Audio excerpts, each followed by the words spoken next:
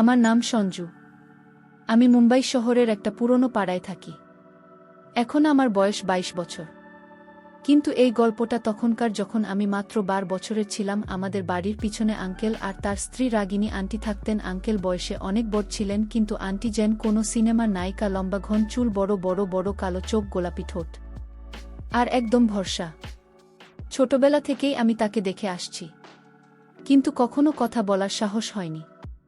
একদিন অন্যটি খাটিয়ায় শুয়েছিলেন, তার ওড়না একটু নেমে গিয়েছিল আর চোখ বন্ধ ছিল। আমি শুধু তাকিয়েছিলাম। হঠাৎ তিনি চোখ খুললেন, সোজা আমার দিকে তাকালেন আর বললেন, সঞ্জু, কি দেখছ? আমি তো একদম ঘাবড়ে গেলাম। তাড়াতাড়ি বললাম, কিছু না অন্য। তারপর অন্যদিকে তাকানোর ভান করলাম, কিন্তু মন তো আর ঠিক থাকছে না।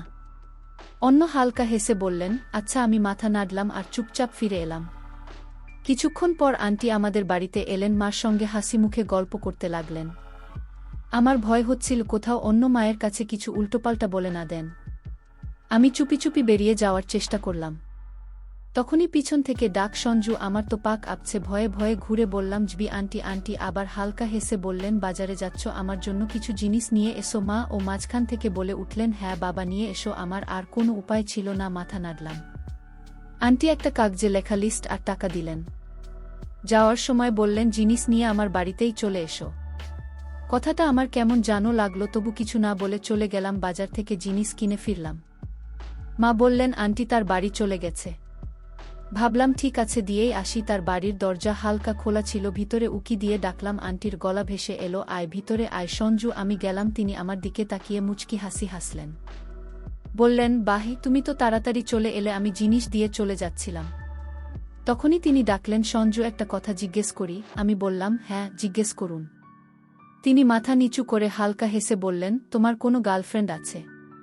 আমি তড়িঘড়ি বললাম, না। অন্য তার চোখে একটা অদ্ভুত চমক দেখলাম। আমি জিজ্ঞেস করলাম, কি হলো?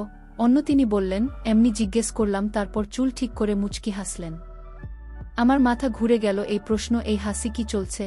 আমি আর কিছু না বলে সেখান থেকে প্রায় দৌড়ে বেরিয়ে এলাম। সেই রাতে আমার ঘুম হলো না। অন্য কেন এমন প্রশ্ন করলেন? এরপর আন্টি আমাদের বাড়িতে এলেন। বললেন, দিদি, একটু দুধ পাওয়া যাবে? মা বললেন, এখন গ্যাসে রেখেছি, একটু পর নিয়ে যেও। আন্টি বললেন, ঠিক আছে দিদি। তিনি চলে গেলেন। তখনই মা ডাকলেন, সঞ্জু। আমি বেরিয়ে এলাম। মা বললেন, রান্নাঘর থেকে দুধ নিয়ে আন্টির বাড়ি দিয়ে আমার হাত পা ঠান্ডা হয়ে গেল। আবার অন্যর বাড়ি যাওয়া মানে তার প্রশ্ন আর হাসির মুখোমুখি হওয়া। মাকে না করতে পারলাম না। দুধ নিয়ে ধীর পায়ে তার বাড়ির দিকে গেলাম। দরজা আবার হালকা খোলা। ভিতরে উকি দিয়ে ডাকলাম, আন্টি। মিষ্টি গলা, আয় সঞ্জু। ভিতরে গেলাম। তিনি রান্নাঘরে দাঁড়িয়ে আমাকে দেখে হাসলেন। বললেন, এত দেরি করলে? আমি দুধের বাটি দিয়ে বললাম, মা একটা কাজ দিয়েছিল। তাই তিনি বাটি নিয়ে বললেন, আচ্ছা শোনো। আমি তড়িঘড়ি বললাম যে, আন্টি। তিনি হালকা হেসে বললেন, তোমার সত্যি কোনো গার্লফ্রেন্ড নেই? আমি মাথা নাড়লাম না। তিনি কয়েক সেকেন্ড আমার দিকে তাকিয়ে রইলেন। তারপর ধীরে ধীরে বললেন, আচ্ছা, কাউকে পছন্দ করো? আমার মনে হলো প্রশ্নের বৃষ্টি হচ্ছে। মাথা নিচু করে বললাম, না, এমন কিছু নেই। তিনি একটা হালকা নিঃশ্বাস ফেলে আমার দিকে ঝুঁকে বললেন, তাহলে একটা গোপন কথা বলো। আমি একটু ঘাবড়ে গিয়ে বললাম, কি কথা? অন্য তিনি আমার চোখে চোখ রেখে ধীরে বললেন, যাকে পছন্দ করা হয় তাকে কখনো বলতে হয় না। সামনের মানুষ নিজেই বুঝে নেয়। আমার বুকটা ধাস ধারাস করতে লাগল। এটা কি হচ্ছে? আন্টি দুধ গ্যাসে রেখে মুচকি হেসে বললেন, যাও, মাকে বলে দিও দুধ রেখে দিয়েছি। আমি কিছু না বলে তাড়াতাড়ি বেরিয়ে এলাম। সেই রাতেও ঘুম হলো না। আন্টি কি মজা করছিলেন না অন্য কিছু? আমি এপাশ ওপাশ করছি। হঠাৎ ফোন এ একটা মেসেজ এলো, অচেনা চেনা নম্বর। ঘুমিয়ে গেলে সঞ্জু। আমার গায়ে কাটা দিল। এত রাতে কে? কাপা হাতে লিখলাম, কে? কয়েক সেকেন্ড কোনো উত্তর নেই। তারপর আরেকটা মেসেজ, চিনে নাও। আমার মাথা ঘুরছে। কে হতে পারে? বন্ধুরা মজা করছে, কিন্তু এই নম্বর তো চেনা নয়। একটু ভেবে সাহস করে লিখলাম, আন্টি। মেসেজ টাইপ হচ্ছে। দেখলাম আমার বুকের ধড়কন বাড়ছে। তারপর মেসেজ এলো, হ্যাঁ, রাগ করলে না তো? আমার হাত পা অবশ হয়ে গেল। এটা কি হচ্ছে? আমি ধীরে লিখলাম, না, কিন্তু আমার নম্বর পেলেন কিভাবে? উত্তর এলো, তোমার মায়ের কাছ থেকে নিয়েছি। বলেছি কোনোদিন তোমাকে জিনিস আনতে বলতে পারি, তাই নম্বর লাগবে। আমার মাথায় ঝড় উঠল। মা না ভেবেই নম্বর দিয়ে দিয়েছেন। কিন্তু আন্টি এটা কিসের জন্য ব্যবহার করছেন? আমি দ্বিধায় পড়লাম। তখন আরেকটা মেসেজ, শোনো, কাল সন্ধ্যায় ছাদে এসো, কথা আছে। আমার হাত পা ঠান্ডা। কি কথা? উত্তর লিখতে যাচ্ছি তখন আরেকটা মেসেজ, ভয় পেও না, কিছু ভুল বলবো না, শুধু কথা বলতে চাই, আমার সামনে দুইটা পথ হয় না, বলে দিয়ে তো গিয়ে দেখি আন্টি কি চান। সাহস করে লিখলাম ঠিক আছে আন্টি। শেষ মেসেজ, ভালো তাহলে কাল দেখা হবে সঞ্জু। পরদিন সকালটা স্বাভাবিকভাবে কাটল, কিন্তু মনটা সারাদিন উসকুস করছে, সন্ধ্যার অপেক্ষা, আর সঙ্গে একটি অদ্ভুত ভয়। সন্ধ্যা 7টার দিকে ছাদে গেলাম, হালকা ঠান্ডা হাওয়া বেচছে চারদিকে। চোখ বুলিয়ে দেখি আন্টি ছাদের এক কোণে দাঁড়িয়ে। আমাদের বাড়ির ছাদটা স্পষ্ট দেখা যাচ্ছে। আমি ধীরে বললাম অন্য। তিনি মুচকি হাসলেন, বললেন ভেবেছিলে আমি মজা করছি। আমি থমকে গেলাম, কি বলছেন? তিনি কয়েক পায়ে গিয়ে এলেন, তার চুল হাওয়ায় উঠছে, চোখে একটা অন্যরকম ঝিলিক। হঠাৎ বললেন, কাউকে কখনো ভালোবেসেছ? আমার বুক ধক করে উঠল। এ কেমন প্রশ্ন? আমি একটু হেসে বললাম না। আমার ভিতরে ছট উঠল, আন্টি কি আমার জন্য কিছু ভাবছেন? আমি সাহস করে বললাম, আপনি এসব কেন জিজ্ঞেস করছেন? তিনি একটু চুপ করে রইলেন, তারপর ধীরে বললেন, কখনো কখনো কারো সঙ্গে কথা বলতে ভালো লাগে, যদি সে তোমাকে বোঝে তাহলে আরও বেশি।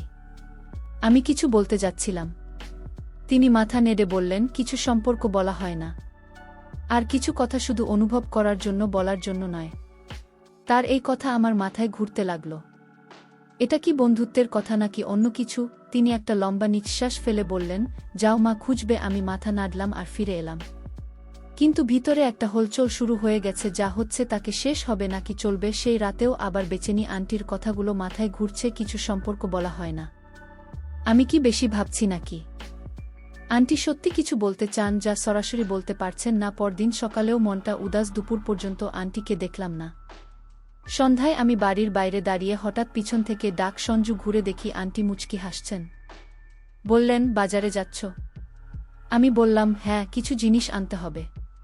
তিনি পাশ থেকে 200 টাকার নোট বের করে দিলেন, বললেন, আমার জন্য কিছু জিনিস নিয়ে এসো। আমি চুপচাপ নোট নিলাম, কিন্তু এবার তিনি যাওয়ার সময় ধীরে বললেন, শুধু জিনিস নয়, সন্ধ্যায় ছাদে ছাদে এসো, কথা আছে। আমার বেচেনি আরও বেড়ে গেল। তাড়াতাড়ি বাজার থেকে জিনিস নিয়ে তার বাড়ি দিয়ে এলাম। মা ভাবলেন আমি শুধু জিনিস দিয়ে এসেছি। সুযোগ পেয়ে ছাদে গেলাম। আন্টি আগে থেকেই দাঁড়িয়ে বললেন, ভালো করলে এসেছ। আমি ধীরে বললাম, কি কথা ছিল আন্টি? তিনি রেলিং এ হাত রেখে বললেন, কখনো মনে হয় যে কেউ তোমাকে বোঝে, কিছু না বলেও। আমি বুঝতে পারলাম না কি উত্তর। তিনি বলে চললেন, তার সঙ্গে কথা বলতে ভালো লাগে। আমার বুকের ধড়কন বেড়ে গেল। এটা কি বলছেন?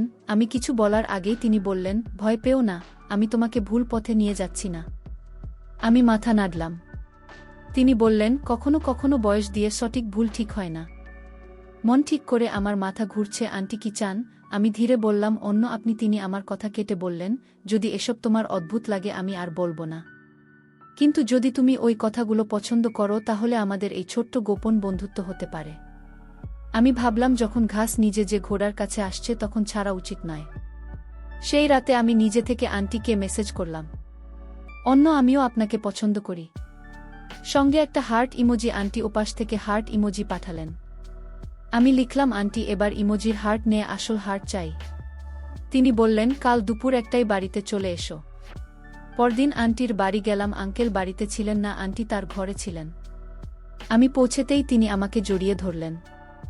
আমরা দুজনে অনেক গল্প করলাম, হাসলাম আর ক্লান্ত হয়ে ঘুমিয়ে পড়লাম। বিকেল 5টায় আমি বাড়ি ফিরলাম। তো বন্ধুরা, এটা ছিল আমাদের আজকের ছোট্ট গল্পটা। কেমন লাগলো কমেন্ট করে জানিও। যদি পছন্দ হয় লাইক করো, বন্ধুদের সঙ্গে শেয়ার করো। এরকম আরও মজার গল্পের জন্য আমাদের চ্যানেল সাবস্ক্রাইব করো, আর বেলাল আইকনটা টিপতে ভুলো না, যাতে কোনো গল্প মিস না হয়। ধন্যবাদ।